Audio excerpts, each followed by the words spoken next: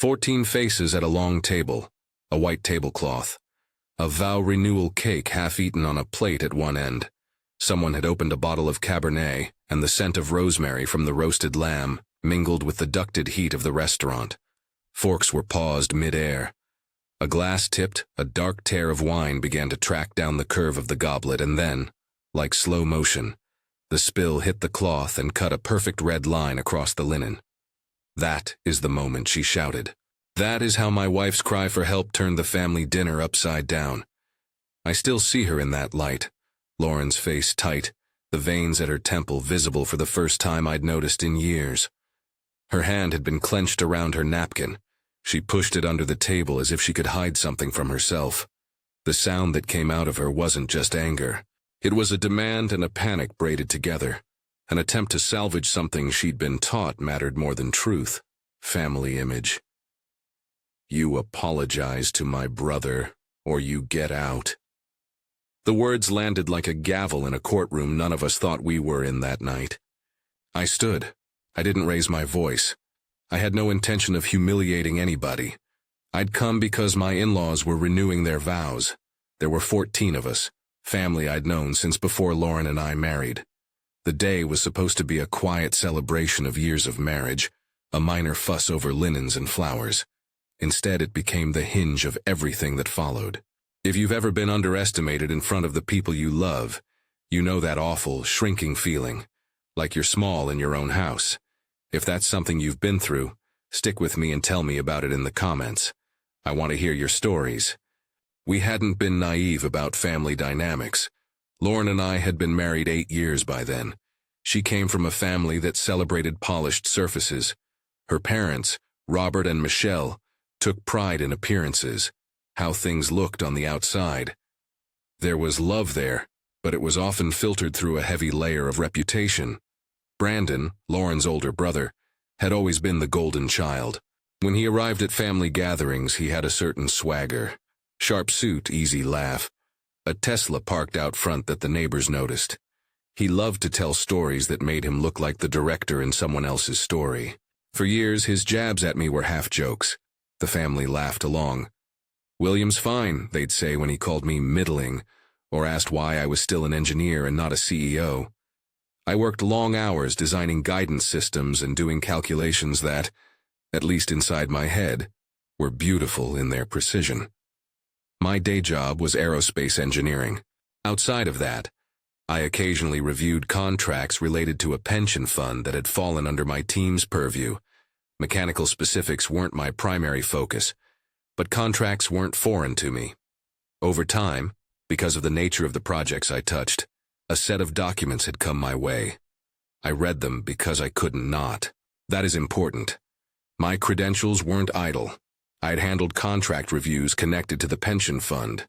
I was no lawyer, no regulator, but I was a professional who kept meticulous notes.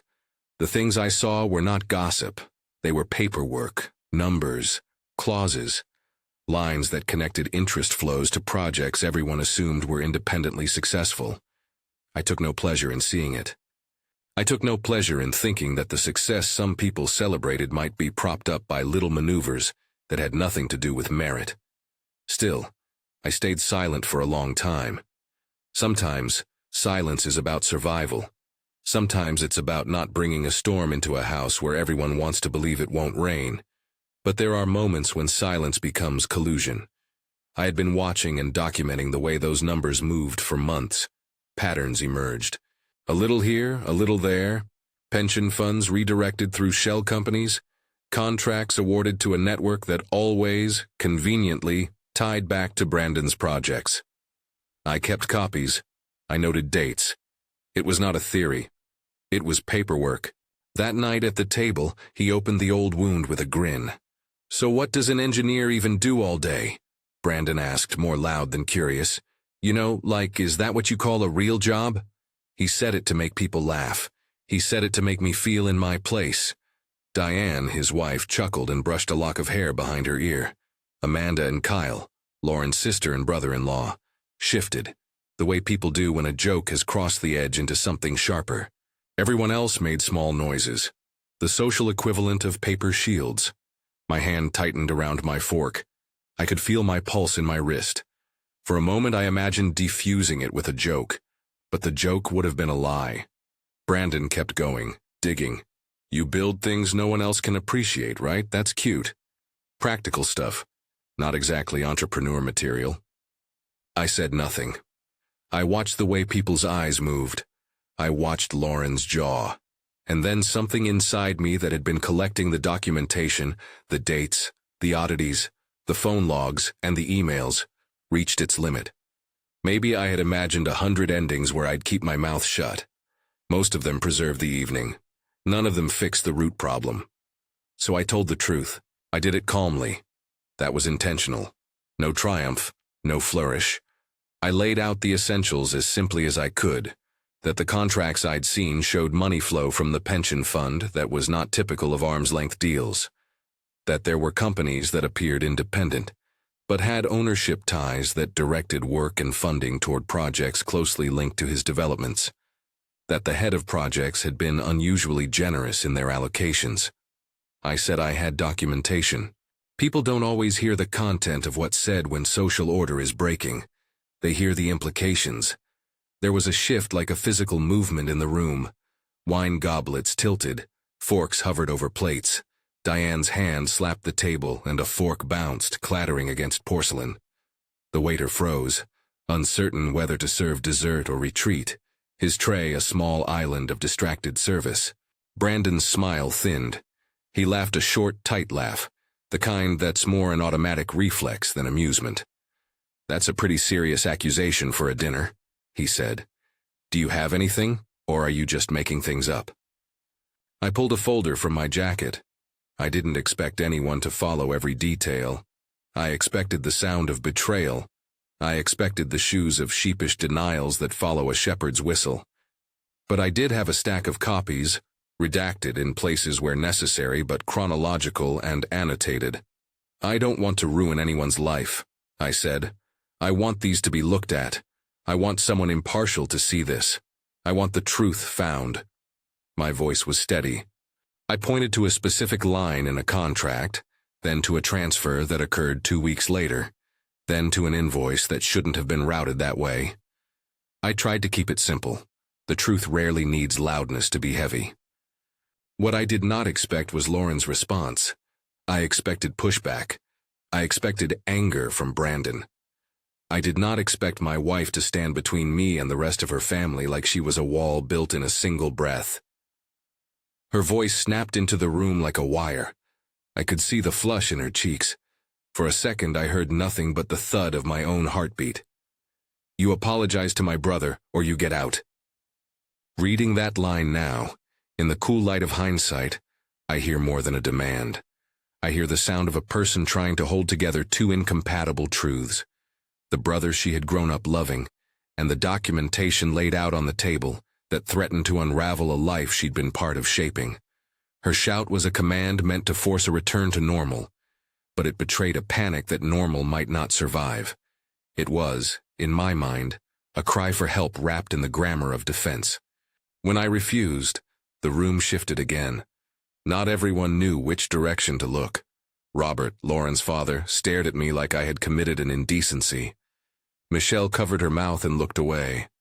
Diane stood up and shoved her chair back so hard it screeched on the tile. Someone whispered, "Please, not here." But it was not just the content of what I had shown that broke the spell. It was the way the family had been structured for decades. Brandon at the center, with charm and a track record of grandiosity, and the rest orbiting in ways that forgave behavior in the name of unity. When I pointed to hard paper and dates and transfers, that orbit destabilized. I made a choice in the hour that followed. It was not theatrical or defiant for its own sake. It was practical. Lauren demanded I apologize. She told me, in words that kept bright edges, "If you love me, you'll keep this in the family."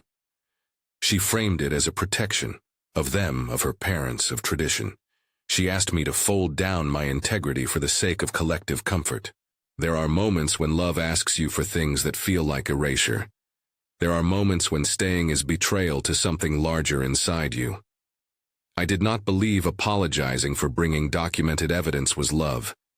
I believed it was self-abnegation. I could not do it. So I left that night. I packed a toothbrush into a small bag. I took the folder with me. I told no one exactly where I was going. I wanted to sleep somewhere I didn't wake to the echo of a phrase that married shame to honor. Moving out was not bravado. It was a recognition that an emotionally combustible environment needed distance for me to think clearly. And it was a refusal to be bossed into silence by people who equated image with loyalty. The next morning I rented a small apartment, the kind you take when your budget has to relearn what comfort means. It had a single window that let in the kind of light that reveals more than it flatters. I put the folder on the kitchen table and made coffee. Then I called a lawyer, not because I wanted to sue, but because I was unsure what the proper protocol was for turning over what I had observed. I wanted someone who would help me preserve evidence without the risk of being painted as a vengeful relative. The legal stuff moved in ways that surprised me. Investigators did their thing. They asked questions, subpoenaed documents that I had copies of, followed paper trails I had only hinted at. I stayed out of headlines, but I watched as the splinters turned to fractures. Investigators traced the funding lines. When the funding surface tension broke, contracts were reevaluated, loans were reconsidered, partners stepped away. Brandon's company, which had been presented as a certain kind of untouchable success, began to creak under the weight of scrutiny. The firm faltered, contracts were canceled, and the narrative that had sustained his image unraveled. There were immediate, very human consequences. Diane filed for divorce. Not long after, others in the orbit of that business felt the tremor. Divorces, resignations, collaborations that evaporated overnight. The company's collapse was not a story of poetic justice I celebrated. It was a stern reminder of what happens when a house built on partial truths confronts whole facts. I never wanted people's lives ruined. I wanted wrongdoing addressed. Yet the fallout was messy and painful and real. The weeks that followed, conversations happened in private we had never had in public. Kyle, Lauren's brother-in-law, stopped me one afternoon outside the apartment complex with a cigarette in his hand and a look like he'd been carrying something too long. He admitted what a lot of people later admitted. They had suspected things. Some had even joked about it. But joking is not reporting. Enabling is not oversight. He looked at me and said, "We were so invested in what he represented. I didn't think to push." That kind of admission is quiet and heavy. It's not the satisfying confession scene in a movie. It's a small human recognition that being complicit can look like little choices made over many years. Laughing at the joke, not asking follow-up questions, not checking the details. The rupture was never just legal. It was ethical, relational, and enduring. Lauren and I separated formally not long after. The divorce process was a tangle of practicalities and pain. Decisions about the house, about division of assets, about what it means to share a life and then unshare it. There were nights I lay awake thinking about how much louder the truth had to be in order to be seen. There were nights I thought about the ways love sometimes requires a kind of courage that looks like solitude. I do not tell this story to glorify loss or to make someone feel that standing up costs nothing but gain. I tell it because the definition of enough shifted for me in these months. For years, I had allowed my own self-worth to be measured by other people's definitions. I valued being considered reliable, steady, someone who would smooth over conflict. After the dust settled, I had to relearn where my boundaries lay. Enough for me meant not being willing to let documented wrongdoing continue unexamined for the sake of social ease. Enough meant not allowing my voice to be shrunk into a polite silence so others could feel comfortable. There were practical consequences too. Moving apartments, changing routines, financial recalibration. But there were also unexpected, quieter gifts. I was promoted at work months later. It was not a revenge promotion. It was recognition from colleagues who had always known my abilities. The work gave me a place to rebuild confidence. I started to sleep better. I began to walk in the mornings again. Small things mattered. Being able to make coffee in silence without feeling guilty. Walking past a park without rehearsing the lines of what had been said. And then Sarah came into my life. I met her at a charity event for STEM mentorship programs. She was kind in the way she approached people. She asked thoughtful questions and listened to the answers without hunting for something to correct. Our relationship was not a rebound in the cinematic sense. It was a gradual, cautious friendship that became something more. She read my work emails when I asked her to, asked about my engineering projects, and, more importantly, valued me in ways that were not performance-based. She didn't care whether I was a householder of prestige or a man with a modest apartment. She cared whether I treated people with decency, and whether I could hold hard truths without weaponizing them. That matters. Finding someone who respects your honesty and your staying power is a different kind of victory than the one you imagine as satisfying when wrongs are exposed. Sarah taught me how to keep boundaries with gentleness. She challenged me when I started apologizing for things that were not mine to take back. She also helped me see empathy for Lauren, not as a weakness, but as recognition that we are all shaped by stories told to us when we were young. There was a day, months after the dinner, that I found myself back at the family home for a conversation with Robert and Michelle. They invited me, hesitant. The air smelled like lemon cleansers, and something made me think of the cake from that night. We sat in the living room. For a long time, none of us spoke. Then Robert said, in a voice softened by age, "We didn't know how to see the signs. We're sorry for how we behaved."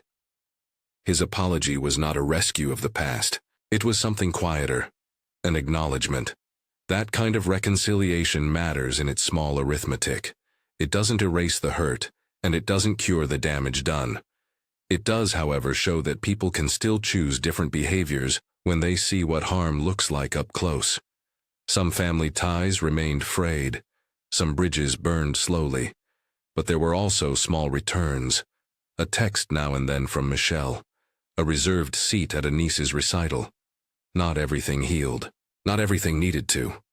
The lesson I keep returning to is the metric of enough. Enough is not an external applause meter. It is an internal boundary that says, I will not quiet my voice to keep a facade intact. That boundary costs. It costs relationships sometimes. It costs comfort and sometimes creates loneliness, but it also creates integrity. Saying enough meant I kept my folder intact for the people who needed to see it and who could act on it with tools I did not possess. Saying enough meant I did not allow a culture of enabling to continue unchallenged in the name of family peace. I want to stress something careful here. Exposing the truth is not a cure-all. It does not undo harm. It can create new harm in its wake. The investigations, the company's collapse, the divorces, all of that caused real pain for real people, and that pain is not something I celebrate. When wrongdoing is found out, the consequences ripple outward. My decision to speak was not a method of punishment. It was an attempt to align who I was with what I believed to be just. I knew there would be costs. I accepted that. I never took joy in anyone's suffering. People ask me if I regret leaving that night. I don't. I regret the pain it caused. I regret how my leaving fractured relationships I had hoped would endure. But regret and responsibility are different things. I accept the part of the story that is mine. I accept that my actions had consequences that were wider than my intention. I also accept that staying silent would have been a different kind of betrayal. To the people whose pensions were being managed, to the colleagues who trusted me to act ethically, and to the version of myself that believes in alignment between private integrity and public action. There were moments of small, fierce reaffirmation in the rebuilding. A colleague who knew my work called and said, "You were right to bring it up. You were careful and documented." That mattered.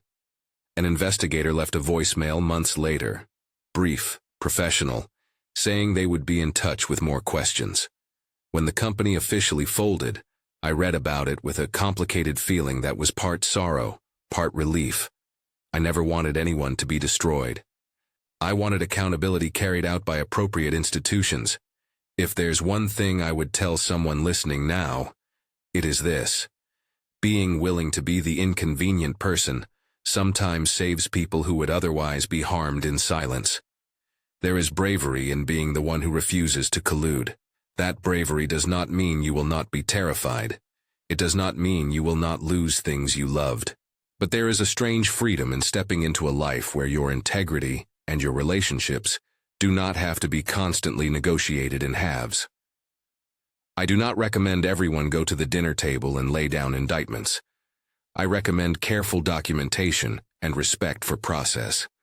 I recommend asking yourself who benefits from the silence, and whether you can live with that calculus. I also recommend checking your assumptions and giving people the chance to surprise you with change. Kyle's small confession to me didn't fix everything, but it opened a door to different conversations. Lauren's cry that night was not a literal plea for rescue. She didn't say, "Help me." But there was a tone of desperate preservation in it, of someone trying to hold a reality together. I've thought about her words often. Part of me believes she was asking indirectly for someone to keep the family whole in whatever way they understood whole to be. Part of me knows she wanted the old script to continue because it made life more predictable. In the end, our understanding of loyalty diverged. Sometimes choosing the truth costs the people you love. Sometimes it grants them the chance to confront a reality they would otherwise have continued to deny. Sometimes it forces you into solitude, where you learn to measure your worth by standards internal to you, rather than applause from a table full of people who may not be interested in the fine print. So if you find yourself in a similar place where someone else's story seems to be covering the truth, ask yourself what enough means to you. Is it enough to keep the peace? Is it enough to preserve image? Or is it enough to risk the destruction of appearances in order to safeguard something larger? Fairness, transparency, and the dignity of people who don't have a seat at your table? The night at the table remains vivid because of what it revealed. I sometimes think about the red line across the white tablecloth and wonder who will ever clean that the same way again. Maybe that stain won't go away, and maybe that's as it should be. Some stains remind us to change our habits. I understand why people choose silence. I understand why people hold strong to family lines. I'm not here to scold. I'm here to say that for me, the choice to speak was a bitter medicine that, in time, led to unexpected healing. I lost a marriage, and I lost the easy approval of people I cared about. I also gained a clearer measure of self. I gained a partner who saw me for more than my perceived status. I gained a life where my professional credibility matched my personal integrity, and where I could say the word enough and feel it land with honesty. If this story resonates with you, please share it with someone who needs to hear that truth can lead to hard losses and also to a truer life. Tell me in the comments about a time you were underestimated or about a boundary you chose to set when staying quiet felt wrong. We learn from each other's courage. In the quiet hours now, when I wake and make coffee, I sometimes think back to that table and the noise of forks and voices. I think about how a single sentence, measured, factual, and inconvenient, pulled the thread that unraveled a fabric that had been stitched with secrets. I think about Lauren and how her shout was a complicated sound, equal parts defense, and an unspoken plea not to let the family collapse. I don't know what she wanted in that moment beyond the immediate, to fix the evening. I do know what I wanted, to align my actions with the facts I had seen, and to refuse the slow erosion of a system that protected image at the cost of integrity. Enough, for me, means the ability to leave a room and know I did not sit idle while things were wrong. It means being able to look at my hands and know they built things I'm proud of, and that, when the choice presented itself, I chose to protect people in ways that mattered beyond appearances. Life after the vow renewal dinner is not dramatic in every moment. It's a series of small mornings, slow rebuilding, friendships tested, and new love found. It's the daily work of maintaining a boundary without letting bitterness be your compass. It's learning to forgive what is forgivable, and to hold accountable what is not. I wish I had had a guide that night. Maybe I would have done things differently in the details, but the broad arc remains the same. The truth was spoken. The family scrambled to preserve its image. My refusal to silence myself led to separation. Investigations followed, and the fallout forced many people to reckon with choices they had been avoiding for years. There were costs. There were also openings. If you're sitting with a decision like that now, I won't tell you what to do. I will tell you to document carefully, think about process, and consider who is hurt by silence. And I'll tell you this: your worth is not the reflection of somebody else's applause. Your value is in the integrity of your choices. Hold that without malice. Let your actions be guided by evidence and compassion. When Lauren and I eventually spoke again months later, it was quiet. There was no dramatic reunion. There was instead the slow work of two people acknowledging what happened and taking responsibility in different ways. That was enough for me then, and perhaps it was all either of us could sustain.